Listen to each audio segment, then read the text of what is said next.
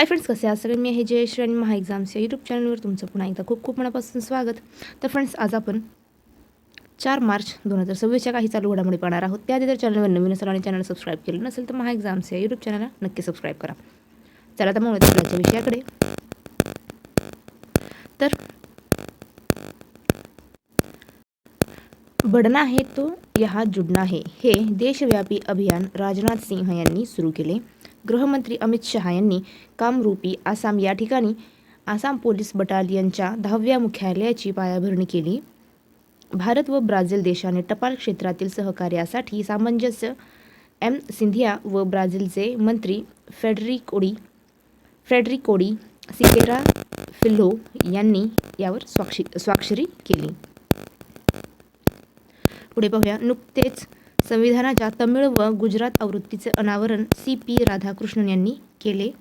कोलकाता येथील सेंट जोवियर्स विद्यापीठाने शशी थरूर मानद D.Litt पदवी प्रदान केली.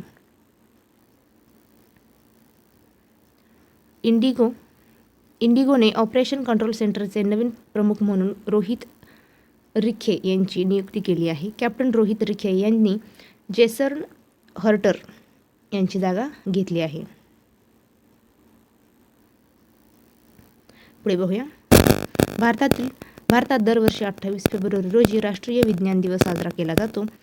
तर 2026ची थीम आहे विज्ञानातील महिला विकसित भारताला गती देणारी शक्ती, ही यावर्षीची थीम आहे. सिक्कीमचे मुख्यमंत्री प्रेमसिंह तमांग यांनी पाकयोर विमानतळाचे नाव बदलून ते महान स्वातंत्र्य सैनिक त्रिलोचन पोखरेल यांना यांच्या नावावर ठेवण्याची घोषणा केलेली आहे. पुढे पाहूया. ऑपरेशन गजब लील हक ही लष्करी मोहीम पाकिस्तान देशाने सुरू केलेली आहे. 27 फेब्रुवारी 2026 रोजी चंद्रशेखर आझाद यांची 95वी पुण्यतिथी साजरी करण्यात आली होती. पुढे पाहूया. 6व्या खेलो इंडिया हिवाळी खेळ 2026 मध्ये भारतीय सेना संघाने विजेतेपद पटकावले आहे. Mental state of the world अहवालानुसार मानसिक आरोग्य निर्देशांकात भारत 60व्या क्रमांकावर आहे.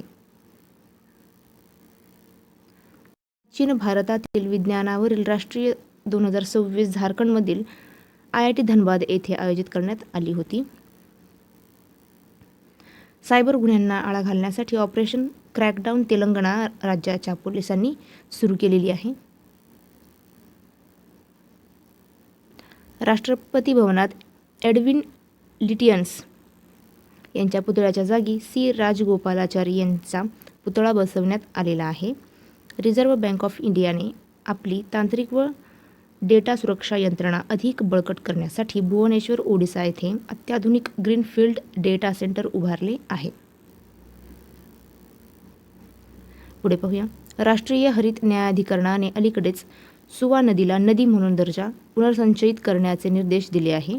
उत्तर प्रदेश येथे पतंजली योगपीठाचे महासचिव व प्रख्यात आयुर्वेदाचार्य आचार्य बाळकृष्ण यांना मोहाली येथील national institute of pharmaceutical education and रिसर्चमध्ये SFE उत्कृष्ट राष्ट्रीय ॲथनो फार्माकॉलॉजिस्ट पुरस्कार 2026 प्रदान करण्यात आला. पुढे पाहूया. गुजरात राज्य सरकारने महानगरपालिकांमध्ये थीम आधारित नमो गौरव पार्क विकसित करण्याची घोषणा केलेली आहे. आसाम राज्य सरकारने अलीकडेच मिशन वसुंधरा 3.0 सुरू केलेले आहे.